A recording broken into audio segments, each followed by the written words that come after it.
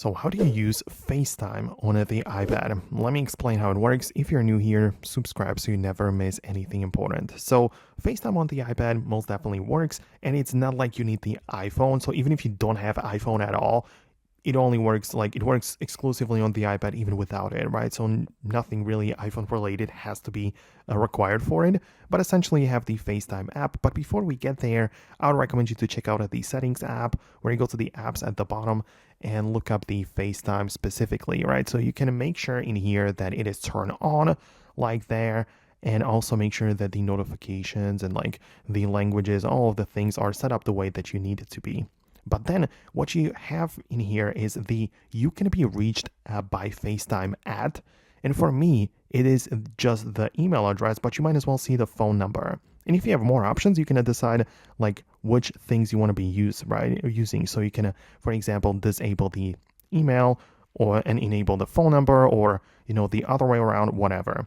But the whole point is that you need to have some sort of ID, who is using the FaceTime, and that this is what you are getting or what you're choosing here. In my case, it's just pretty simple. So I use this ID for my FaceTime. So whenever I make a phone call to someone new who also uses FaceTime, they're going to see that this email address is calling them.